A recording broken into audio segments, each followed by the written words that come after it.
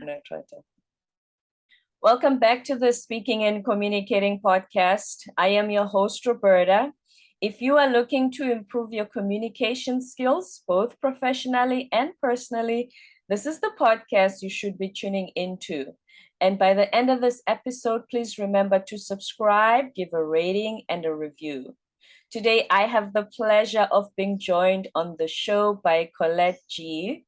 She is a relationship expert and an author, and she's here to talk about how, as a modern society, despite being liberated, which we are, we still have to connect with the human DNA part of us of needing to connect with each other. And before I go any further, please help me welcome Collette. Hello. Hello, thank you so much for having me. I'm so happy to be here and that we finally connected. Thank you for being in the show. I'm so excited. I know this is going to be a very heated conversation. So, first of all, give us a bit of your background. Tell us about yourself.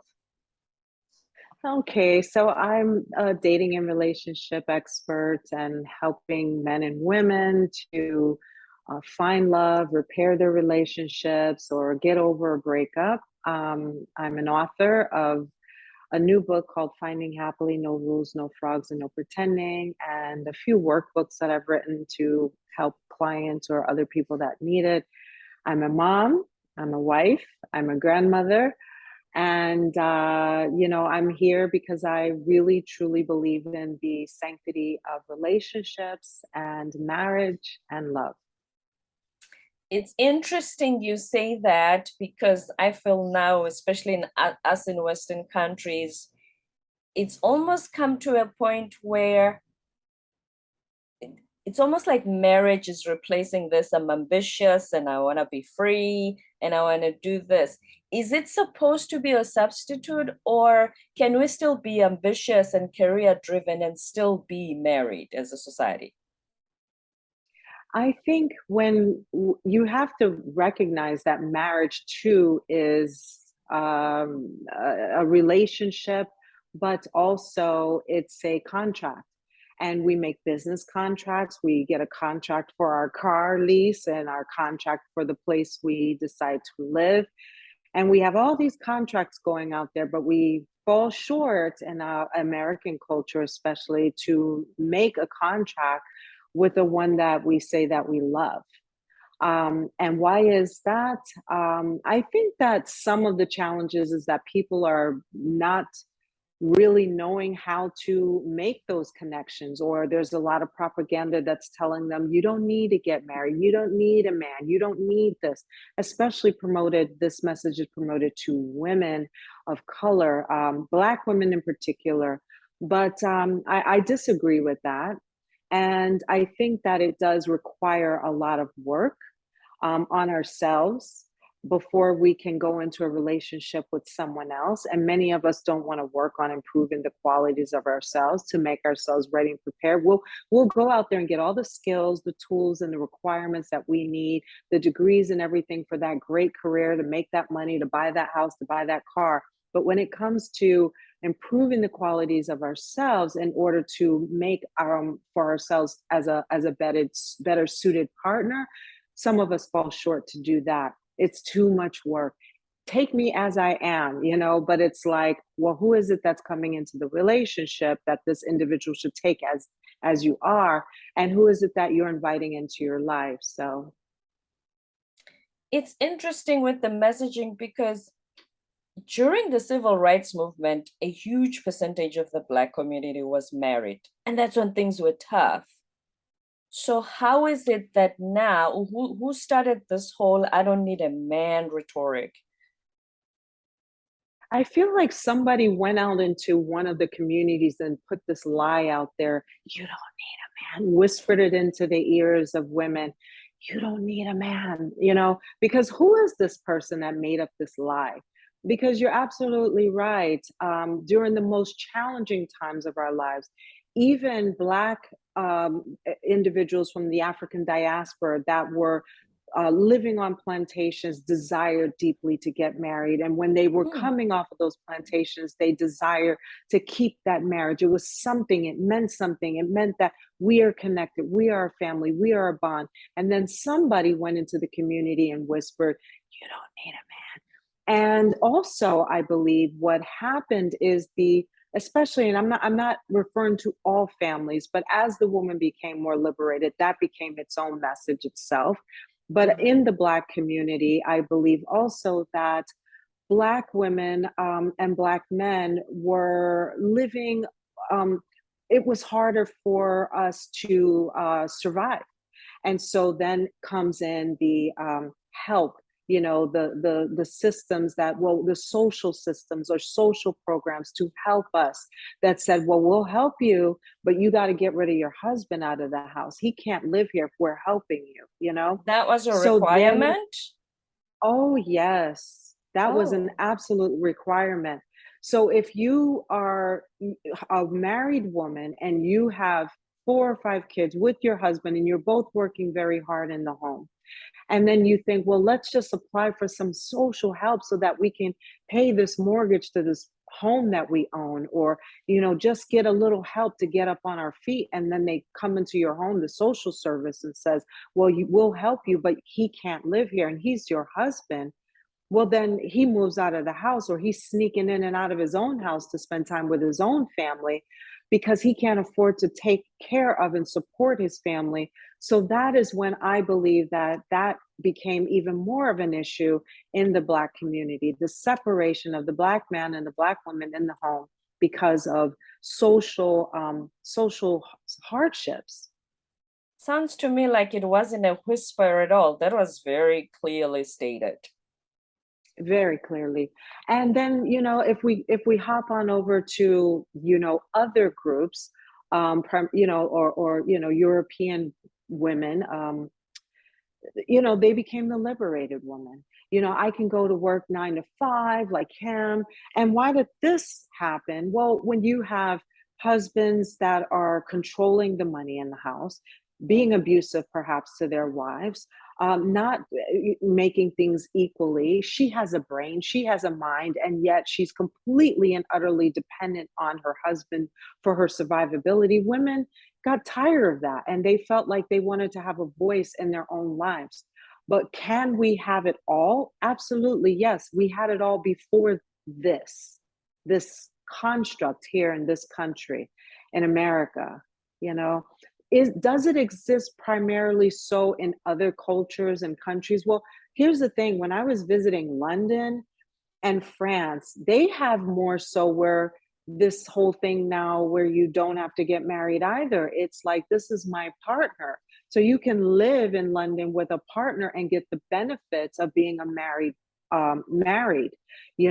but still that is a contract in itself because the law sees you as commonly Mhm. law married.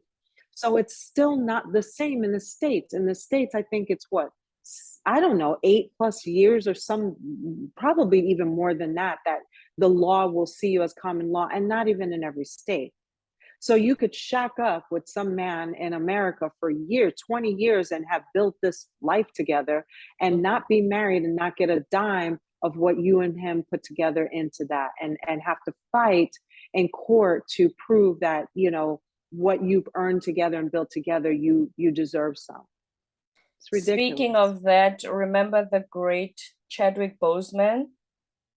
Oh yeah, they hadn't gotten married yet. What happened? Because you talk of marriage as a contract, which it is. What happened with Yeah, the wife and his estate because they weren't married? no, they weren't married. Not yet. They were engaged to be married, but So he if died. before that, and so the marriage contract didn't exist, which means it's the same with DMX, I think. Really?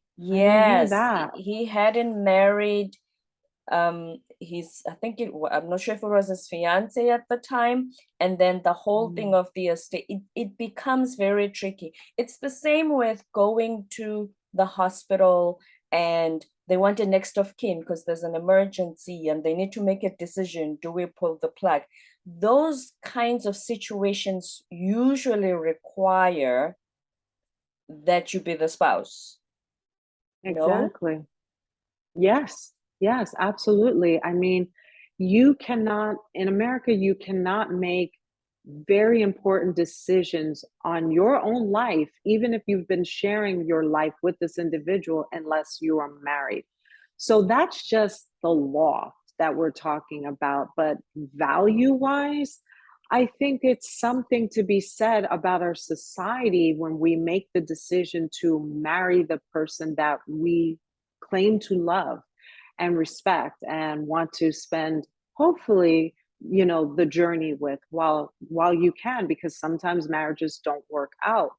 Mm, And I'm not saying that anyone should stay in a bad marriage, because that no. makes no sense either.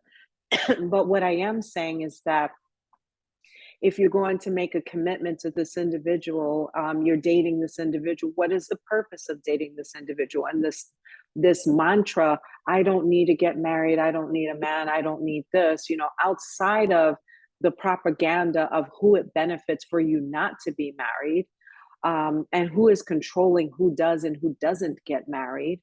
But I think marriage is extremely important because it's a commitment, and it creates and builds values and a foundation within our society that says that we are all connected, that we are family, and we can bring up our children in a certain type of way to make these valuable connections, because you're only as strong as the weakest link, and your weakest link or your strongest link is your network.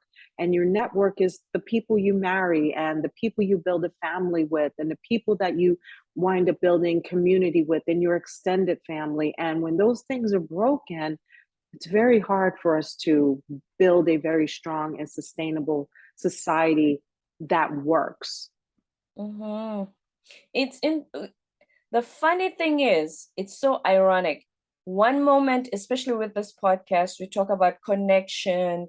When you are speaking, people want to connect, you connect with the other. So the word connection is thrown around a lot. It's because that's who we are. But what is the sphere that we have in connecting with another person so much that we marry them? Why do we always leave this door open of, I don't want to get married in case it doesn't work out, I can just break up and move on to the next one? This whole swiping right culture. Oh, I hate that. I love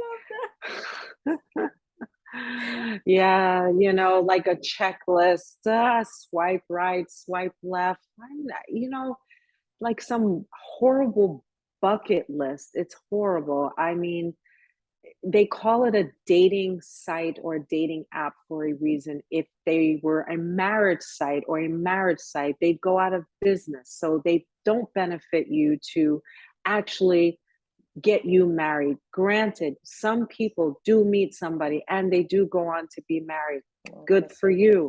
Percentage. Very small percentage of those individuals when you think about the mass number of individual users out there of these dating apps and dating sites. But I think that it gives us this illusion that I can just keep having these virtual dates, these instant dates. I think that you see this image, you imagine what life would be, and then, oh, swipe on. It's ridiculous. Ugh. Get your face. Priceless.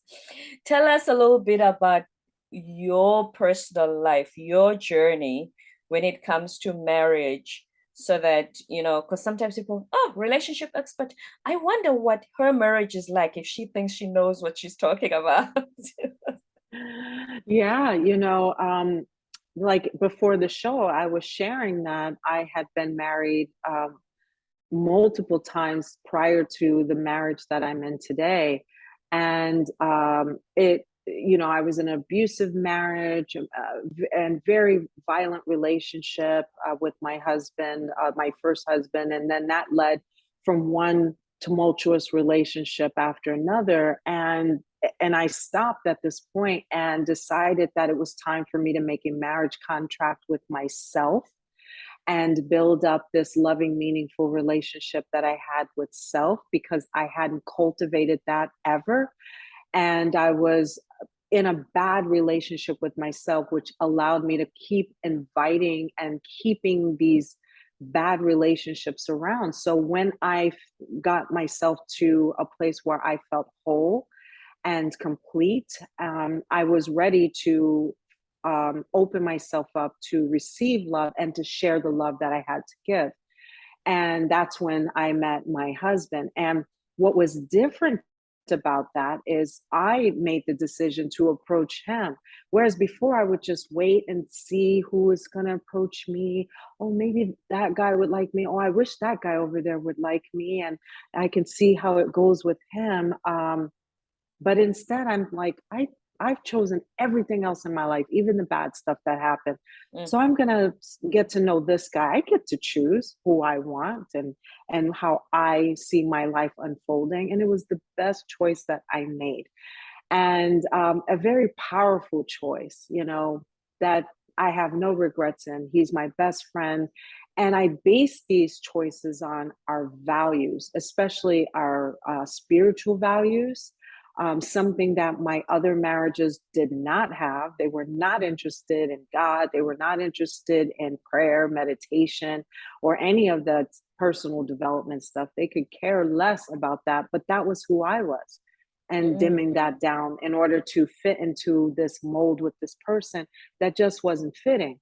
And so when I started to look for the qualities of the man and the characteristics of the man, I closed my eyes and said, what does love look like? I didn't have a visible image of it. I just knew what it was supposed to feel like, and what it looked like in the terms of the qualities of that individual. And that's what my husband and I share. So we have a large family together because he was previously married as I, and we have 4 kids each. They're all grown. We're both grandparents, and we get to live a really good life together. And before meeting him, I started my business and I was like, I want to share this wake up call that I had within myself with other women, and especially other women. But I started helping other men because they were my first clients. And I thought, this is good. Let me fix some of these guys out here so that I can prepare Both them for the ways. lady. Right. Mm-hmm. And the rest is, history. I've been traveling around the world, and really spreading, this message that, we can find happiness and love and create meaningful relationships and marriages, beginning with ourselves, Mm. Yeah. Not that we have to even be perfect, because I don't want people thinking like, None oh, of well, I us got to are. be absolutely perfect. We are perfect in our imperfections because of Mm. all the stuff that I carry with me from my past. I thank God for, because it made me the woman that I am today. And all of this makes me so perfect in the sense of no one else is like me. I'm absolutely unique, and I can walk with this story and all of my experiences and share that with others, Mm. like nobody else can. No one else can be me. I'm it. I don't have to pretend to be the copy or another version of myself. This is it. And so that sense that we have to make ourselves perfect, perfect for who? Perfect for what? Perfect compared to what model? I mean, just focus on what makes you happy and what really is going to make you feel good about yourself. And, of course, that begins with the conversations that we're usually having with ourselves, and going forward from there. Mm-hmm. It's funny when nobody's asking anyone to be perfect. There's a movie Hugh Grant acted with Sandra Bullock where he says nobody wants to be with a saint. Saints are boring. So we're not asking we're not asking anyone to be a saint, but be yourself. Like you said, when you go inside and you check how you feel, you get to know yourself, you know exactly what you look for and what to attract, and who you are, what you attract. And before we touch on that, just to clear up, if anybody's listening and think, I don't believe in God, does that mean my marriage is not going to work? Well, when I say God, I am talking about creator. I am talking about where did all of this begin? I am talking about, you know, before we came into this human incarnation, if you believe that life didn't begin with you in some other realm or some other form, then that is a choice for you to have. But I truly believe that I was a spiritual being before I became incarnation. And Mm, as a human incarnation that is with one with creation itself and co creating this life and all the lives around me, that I refer to as God. Now, right, call it whatever you want. Call it the mana, call it energy, call it the sun, Ra, ocean. I don't care what you call it, but it is a higher source, a higher energy, a higher power other than ourselves. That too is what is lacking if we live in a society where we truly believe that we just were a blip that came into life and then we're a blip out. If you truly believe, even in science, that energy cannot be created nor destroyed, then that is your belief. You are energy, then. Energy from energy creates energy, right? And right. so, whatever you call it, that is what I choose to call it. We give it a name, Allah, God, Jehovah, whatever the The name is, universe. Sun, Ra, the universe, Mm-hmm. whatever it is for you, name it and claim it and become one with it, because that too is missing from our society. And I think that that's what makes so many of us feel so isolated and alone, and why the conversations that we're having with ourselves and one another are so disconnected. So Mm-hmm. So look beyond just yourself, whatever you name it and label it to be. And then yeah. let's talk back to you attract what you are. So how Mm. did you realize that attracting those first two marriages that were toxic, how did it make you realize who you were at the time? And then you can just tell us how you started to work on yourself.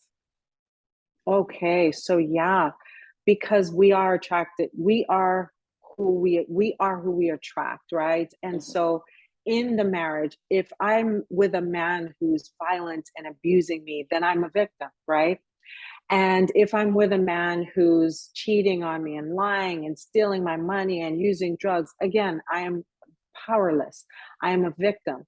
And so, because I was a child that grew up with parents that got divorced very early, became a foster care kid, and then was raised by my grandmother, then the story that I had about myself before I recognized that this was my story was that I was an abandonment, unlovable, and that was the story. So I'm unlovable and I'm an abandonment waiting to happen. And so that means that anybody that chooses to love me, why would they do that when my parents weren't there or nobody else was there? So I'm unlovable. So what am I going to attract if the story that I have about myself, and it's not a conscious conversation that I was having with myself, but an internal dialogue, very low grade voice that was very loud.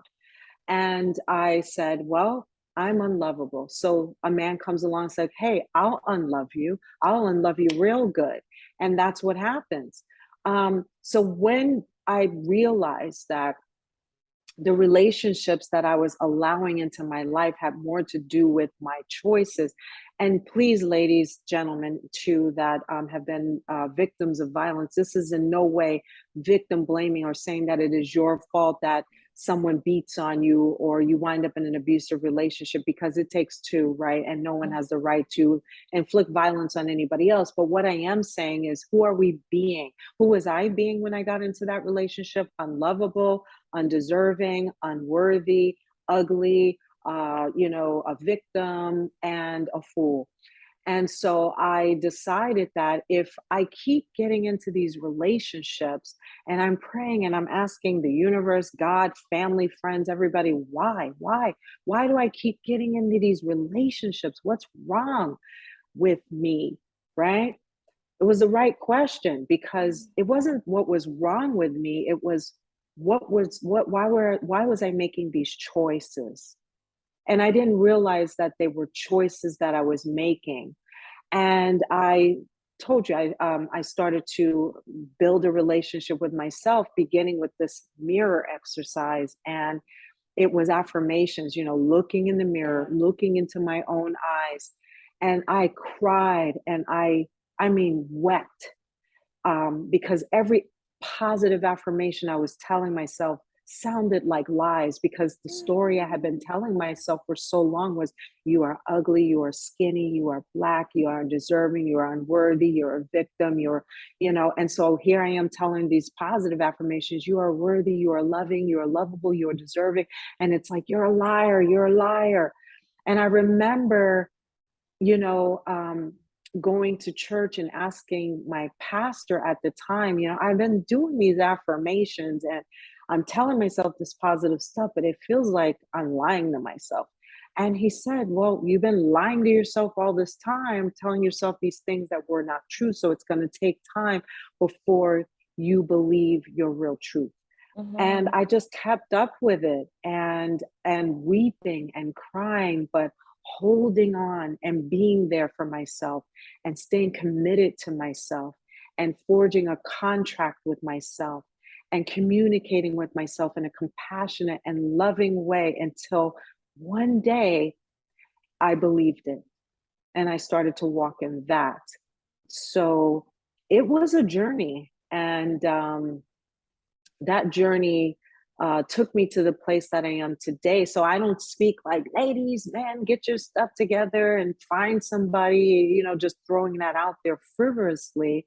But because I know that, coming from the worst side of it, one of the most extreme sides of it, to a place that I believe that we can all get to, which is a very loving, meaningful, happy, and committed relationship with ourselves and, with our perfect partner. Mm. This lying to yourself, Mm. think about it, you had been telling yourself these stories for however many decades. So the first Right. time you did affirmations, it was so brand new, so Oh, bizarre to what you've been piling on for decades. Obviously, it wasn't going to take a week for that to go away and be replaced by this new stuff. and it's not an ending to this. Mm. I still have to tell myself affirmations. I still have to do the forgiveness process, go in and say, okay, who do I need to work on forgiving right now? If do I need to work on forgiving myself? What do I need to release and let go? This is my daily practice. It's not like one and done. I'm healed, I'm good, because it took years to get there, you know so it's like, if you start going to the gym and you work out, which I don't really like to do, but I do sometimes. But when you go work out at the gym, you don't go there because it's like, always, because it doesn't feel good maybe until 15 minutes in, right? But Mm. you do it because it's something that you need to do. If I had a choice, I would rather eat chocolate cake and brownies and cupcakes and donuts and all that good, yummy stuff all day, every day. Why can't we just eat sugar and sweets and be good? But we have to add in some healthy stuff, because not because it always tastes good, but because it's good for our bodies.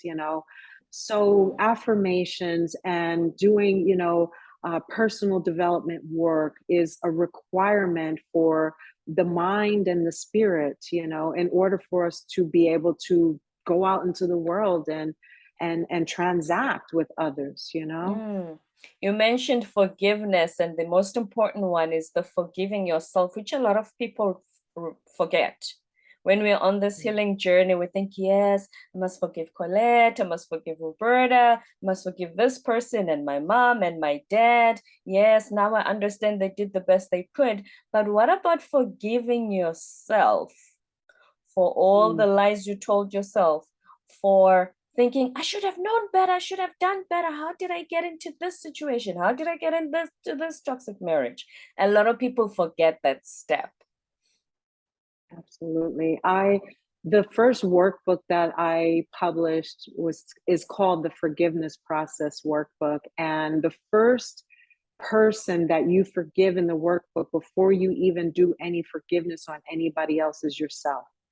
And it is the most challenging part of the workbook when you're doing this process, because it's so easy for us to forgive our lying, cheating partner. It's so easy for us to forgive that coworker that stole that job from us. It's so easy to forgive, somebody who stole my mail, but the hardest person that we have a time forgiving is ourselves. We're so hard on ourselves. So many of us have so very little compassion for ourselves. We are just constantly telling ourselves the conversation, oh, I was so stupid. God, why was I so stupid doing this or doing that? And we don't realize how many times a day we may call ourselves foolish or stupid or dumb, or just talk down to ourselves, daily. This little messages that we're sending in there every day, all day long. And so when it's time to forgive ourselves, and not for any reason, just to get into the process and the habit of forgiving, so that you can say, okay, so you made a mistake. I forgive myself. Okay, so I didn't get that job. It's okay. I forgive myself. All right, so that relationship didn't work out. It's all right. I forgive myself. But until we can learn how to forgive ourselves, we can't even really fully forgive others and release them from the bondage, that some of us have people held up in. You know what I mean? So when you talk about values, and you said you and your husband, you share the same values, does that mean you are both ambitious and you want to make lots of money? So that what brought you together? Talk us through that. Well, that probably was something that we had secondary, but our values. We're both very spiritual people, and we practice the same faith and believe in the same practice of God. We both believe in being social justice activists for the same causes out there. We actually met volunteering at an agency where we were helping the same people, and we're politically on the same side of justice, and we have those same values. We believe the same rights are right and the same wrongs are wrongs.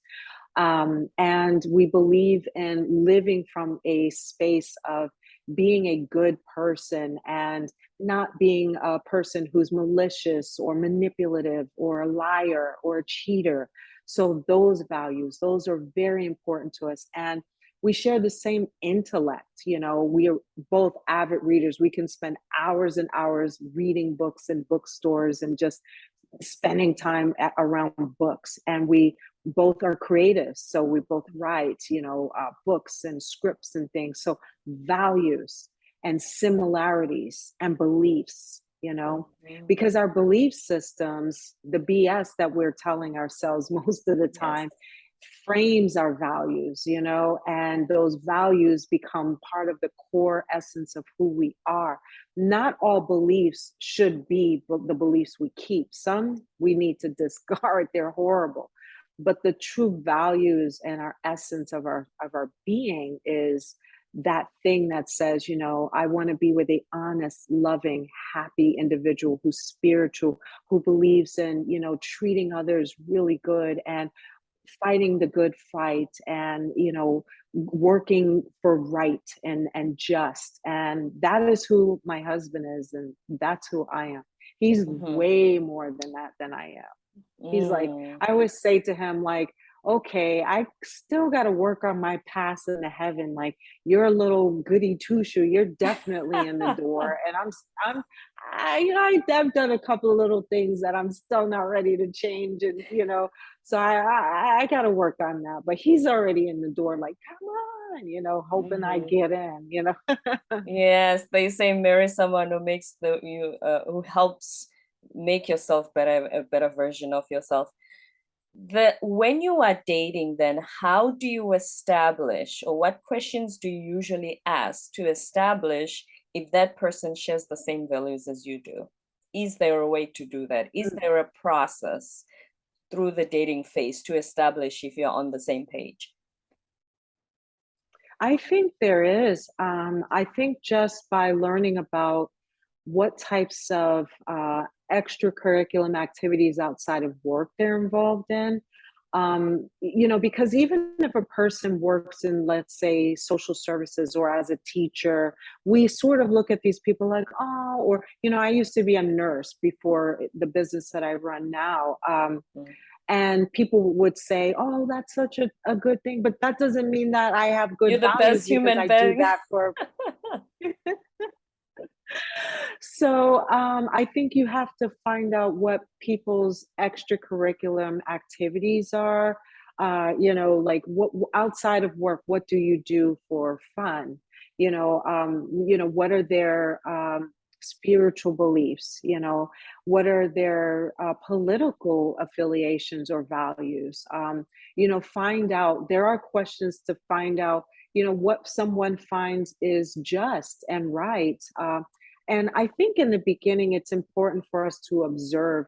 So I think dating, when you first start dating someone, it should be doing things that you enjoy. So if it's the arts or bookstores or things, and observing this person in those fields, right? To see, how do they respond to this? There's a lot you can gain out of going to look at a piece of art and Mm. and observing what a person responds to that piece, because art is so subjective. And if you just ask that your partner, what do you think about this piece, and that's if you're interested in art, and you listen to what they say. But my husband and I, one of our first dates, I think he said we talked for 8 hours on this date. I mean, he says, I've never talked to anybody for 8 hours in my life, So we talk a lot. And in that talking, it's all about our values, like, what things we believe are important. And I think finding out what's important to people takes investigation and digging. And I Mhm. think a lot of people are very afraid to get in there without seeming like, well, if I start asking all these questions, it's like, hey, I'm like Barbara Walters, in this, I'm interviewing you because are you going to make the cut here? Am I going to bring you to tears? Or are you going to make it to the next phase of this unfoldment with me on this journey? Because I'm not letting anybody up in this space anymore without knowing what their values are. And that's where we have to, put those standards up and really do the investigation by asking them questions about, what they believe in, why they believe what they believe in, what are their values? Do they have spiritual beliefs? Do they have religious beliefs? Because not every spiritual person is religious and vice Yeah. versa. Mm. What's their education thoughts on education? What are their thoughts on race or identity? Any of that stuff frames your values. And are they the same as this individual's? Because that's who you're really marrying. That's who you're really cultivating a relationship with. Those are very good. And in addition to that, my brother used to say to me, you must observe, because you talked about observing as well. You must observe how they treat someone who can do absolutely nothing for them, like a waiter when they Mm. take you out for dinner. Because they're still nice to you. They're trying to court you, of course. So they're going to be nice to Yeah. you, but observe someone who can do absolutely nothing for them, how they treat that person, because he would say, sis, on the day he's mad at you, that's exactly how he's going to be. I've also learned though that, sociopaths, narcissists, psychopaths, some of them learn very well how to behave in public. Mm. Charismatic, abusive men or women learn how to be and operate very charismatic in public. So, not every person that keeps themselves in high standards in front of the crowd is necessarily going to keep themselves in high standards behind closed doors. So how can you notice those things? Because yeah, what you just mentioned, that's very key. I've heard horror stories of people who were married to narcissists. And I have a close friend who just divorced her. He was diagnosed a psychotic sociopath or something like that. Narcissistic sociopath. Um, so yes, he would put on a good act in public. And that's why when she started telling other people that were close to them how he was treating her, they found it very hard to believe. Right, right, right. And they have been operating throughout the world and society for years under the guise of this costume. They watch people, they model and mirror behavior. This is how I'm supposed to act and behave. So how does one identify whether they're with a narcissist? I mean, this is why getting to know somebody, asking the right questions, what listen, you know what? When we cultivate the meaningful relationship that we have with self, and that relationship where I want to break it down like counterfeit money. When a banker or teller is learning all about money, they learn how it smells, real money, how it looks, how it feels. They know real money. They study real money. They can, I mean, there's nothing you're going to get by them that's going to tell them that fake money is real when it is not. So when we are really forging a healthy, loving, meaningful relationship with ourselves, and when we truly recognize how to identify those values and qualities that matter most, that is one with love and only love, then we will spot a fake when we see one.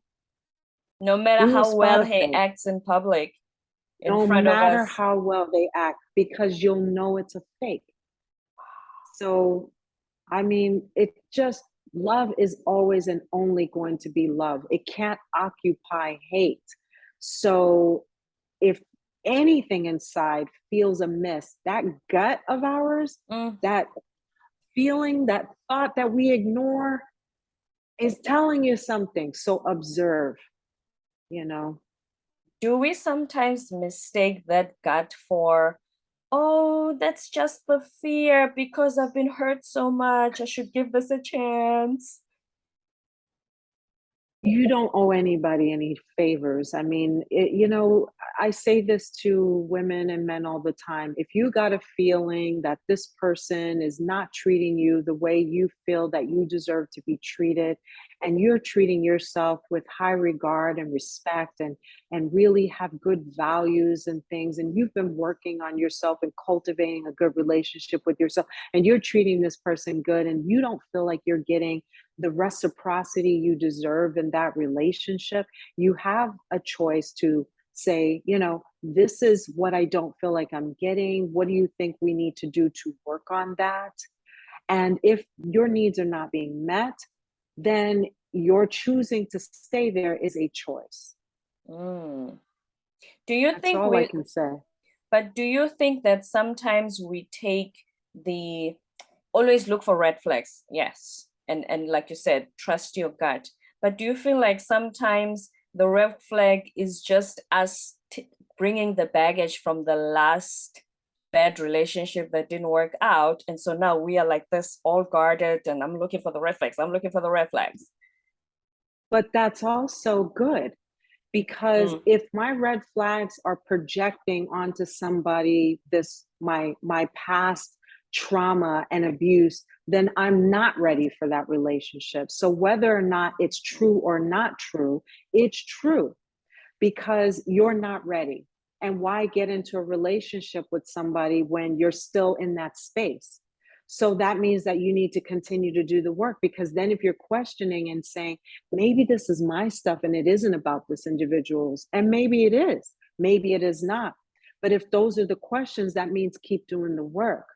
And either the relationship's going to resolve, and things are going to work itself out in that relationship, or they're going to, you'll go your separate ways. So there is no right or wrong in that, because if I'm still bringing my baggage, and we all have it, so it's nothing derogatory about it, but if I'm bringing my negative baggage, my issues, my trauma, and all this stuff into this relationship, and I'm projecting all of this stuff onto this new person in my life who has nothing to do with this stuff, then I'm doing both of us a favor, because they're not ready for my stuff if they got theirs all sorted out. I still Right. have work to do. So it's not a negative thing to say, oh, yeah, because even your friends will say, oh, but you always find red flags. Just tone it down. You're afraid to commit and whatnot. So they make you No, the feel red like, flags are sorry, go ahead. the red flags are just an indication that either the red flags are coming from that individual or they're coming from you. And in either case, there's something to pay attention to, meaning do not move forward until this thing is resolved, you know? Yeah, that's a Yeah, very different take on what you usually hear. Yeah. yeah. Before I ask for your social media handles, I'm sure that there are questions I could have asked you to share some of your wisdom with us. So please give us just 3 top tips and ideas on how to start working on ourselves to attract the best mate for ourselves. I think the first tip is to forgive yourself and forgive your past partners, because we talked a lot about forgiveness, and the power of forgiveness is freeing, it's liberating, really liberating. So I would suggest doing that. And like I mentioned, I have a workbook available on Amazon if you want to get that. And I think the next step is to use some positive affirmations, and that could be you doing some mirror activities or exercises, and talking to yourself positively, lovingly, using some physical techniques like hugging yourself, patting yourself on the back, really get into that of, the power of affirming the truth that you now speak, which is the positive, loving conversations that you need to have with yourself in order to replace any negative stories or loops that you have going on in your head. And thirdly, I would say be open to receive love and to share your love with others. Don't look for other people to save you or that they need to love you up. It is our life here on this planet, I believe, is to share the love and our lives with other people, and them to share their love and their lives with us, and us to, create a loving and meaningful society. So just look to be open to receive the love, but also to share it. Words of wisdom from Collette Gee. Now, please tell us where to find your book, the title, everything.